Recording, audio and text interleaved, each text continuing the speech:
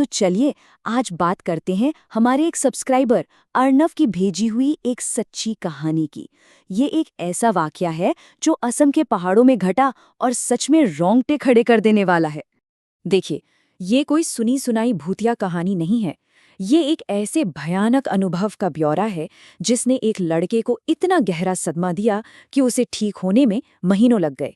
और इसकी शुरुआत हुई स्कूल से घर जाने वाले एक शॉर्टकट से। तो बात है जून 2024 की। अर्नव, जो 9वीं क्लास में पढ़ता है, अपने स्कूल में गर्मी की एक्स्ट्रा क्लासेस अटेंड कर रहा था। उसका स्कूल गांव से थोड़ा नीचे की तरफ था और घर जाने का रास्ता ही इस पूरी कहानी का सेंटर पॉइंट है। अब देखिए, घर जाने के दो रास्ते थे। एक था मेन रोड, लंबा लेकिन बिल्कुल सेफ, जिससे स्कूल बस जाती थी। और दूसरा था चर्च रोड, एक शॉर्टकट जो घने जंगल से होकर गुजरता था और जिसके बारे में अर्नव और उसके दोस्तों में हमेशा एक उत्सुकता बनी रहती थी। तो बस गर्मियों की क्लास की वजह से जब थोड़ी आज़ादी मिली तो अर्नव और उसके दोस्त रवि ने फैसला किया कि चलो आज इस चर्च रोड को आजमाते हैं। वो स्कूटर पर गए और पहली बार में तो वो रास्ता उन्हें काफ़ी छोटा और एकदम सेफ लगा। अब आते हैं कहानी के उस दिन पर, 21 जुलाई। एक ऐसा दिन जो बिल्कुल आम दिनों जैसा ही शुरू हुआ था, पर इसका अंत इतना खौफनाक होगा ये किसी ने नहीं सोचा था। हुआ ये कि उस दिन अर्नव का दोस्त रवि, जिसके साथ वो रोज आता जाता था, स्कूल नहीं आया था। अर्नव को भी स्कूल में देर हो गई, करीब 5:45 बज गए थे। तो उसने अपने एक दूसरे क्लासमेट समर्थ को घर तक लिफ्ट देने के लिए हाँ कर दी। जैसे ही वो उस मोड़ पर पहुंचे जहां से चर्च रोड अलग होता था, समर्थ ने जिद की कि आज शॉर्टकट से चलते हैं। पर अजीब बात यह थी कि उसकी आवाज बहुत भारी और बनावटी लग रही थी, जैसे उसकी हो ही ना। फिर भी अर्नव उसकी बात मान गया। जब वो उस पुराने चर्च के पास से गुजरे तो अर्नव ने एक और अजीब चीज नोटिस की। जो चर्च हमेशा बंद रहता था, उसका गेट आज खुला था और गेट पर एक पादरी खड़ा था जो उसे ही बुला रहा था। पादरी ने अर्नव से पूछा कि वो इतनी देर रात अकेले क्यों घूम रहा है। अर्नव हैरान हो गया। उसने अपने दोस्त समर्थ को दिखाने के लिए जैसे ही पीछे मुड़कर इशारा करना चाहा तो उसने देखा कि समर्थ वहां था ही नहीं, वो गायब हो चुका था। पादरी ने भी जोर देकर कहा कि तुम तो पूरे रास्ते अकेले ही आए हो, तुम्हारे साथ कोई नहीं है, बेहतर है तुम अभी वापस लौट जाओ। अब पादरी तो चेतावनी दे रहा था, लेकिन अपने दोस्त की चिंता में अर्नव रुका नहीं। वो गांव की तरफ बढ़ता चला गया और सच कहूं तो वो सीधा खतरे के मुंह में जा रहा था। वो थोड़ा ही आगे गया होगा कि उसे कब्रिस्तान की तरफ जाने वाले रास्ते पर एक लड़की रोती हुई दिखाई दी।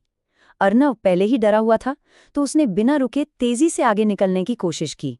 लेकिन कुछ ही पल बाद वो लड़की उसे फिर से दिखी और इस बार जब वो अर्नव की तरफ मुड़ी तो उसकी आंखों की जगह सिर्फ खौफनाक काले गड्ढे थे। बस ये मंजर देखकर अर्नव की तो रूह ही कांप गई।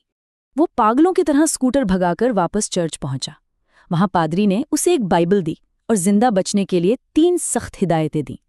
पहली, स्कूटर के सारे शीशे और स्पीडोमीटर ढक दो। दूसरी, इस बाइबल को अपने दिल से लगाकर रखना। और तीसरी, जो सबसे जरूरी थी, रास्ते में कोई भी आवाज सुनाई दे, किसी भी आवाज का जवाब मत देना। अर्नव किसी तरह हिम्मत करके वापस उस भुताहा सड़क पर मुड़ा और जिस पल वो उस लड़की के पास से गुजरा, असली खौफनाक पीछा तो अब शुरू हुआ। सोचिए जरा, वो लड़की पैदल ही उसके स्कूटर की रफ्तार के बराबर दौड़ रही थी। उसका शरीर तो बिल्कुल सीधा था, पर उसकी गर्दन पूरी तरह पीछे की ओर मुड़ी हुई थी और वो लगातार अर्नव का नाम चीख रही थी। किसी तरह वो बच तो निकला, लेकिन उसके दिमाग में हजारों सवाल घूम रहे थे और इन सवालों के जो जवाब मिले वो उस रात के अनुभव से भी ज्यादा डरावने थे। सबसे पहला झटका तो उसे तब लगा जब उसने अगले दिन समर्थ से इस बारे में बात की। समर्थ ने साफ कह दिया कि वो तो कल स्कूल आया ही नहीं था। तो फिर सवाल ये था कि अर्नव के पीछे स्कूटर पर बैठा कौन था। फिर एक स्थानीय महिला ने उस सड़क का काला राज खोला। उसने बताया कि सालों पहले एक आतंकवादी हमले में एक पिता और उसकी बेटी की मौत हो गई थी। उस लड़की को बिना किसी रीति रिवाज के वहीं दफना दिया गया था। बाद में उसकी माँ भी वो जगह छोड़कर चली गई और तब से उस लड़की की बेचैन आत्मा उसी सड़क पर भटकती है और बाहरी लोगों को अपना निशाना बनाती है। लेकिन जब लग रहा था कि चलो कहानी का राज खुल गया है, तभी एक आखिरी जानकारी ने सब कुछ पलट कर रख दिया। जब अर्नव ने उस महिला को उस मददगार पादरी के बारे में बताया तो वो महिला चौंक गई। उसने बताया कि वो चर्च, वो तो पिछले 2 साल से वीरान पड़ा है, उस समय से वहां कोई पादरी नहीं है। इस पूरी घटना का अर्नव पर इतना गहरा असर हुआ कि उसे उस सदमे और बुरे सपनों से बाहर आने में 6 महीने से ज्यादा लग गए। आखिर में उसके परिवार को आध्यात्मिक उपायों का सहारा लेना पड़ा। और ये पूरी कहानी हमें एक आखिरी परेशान करने वाले सवाल के साथ छोड़ जाती है।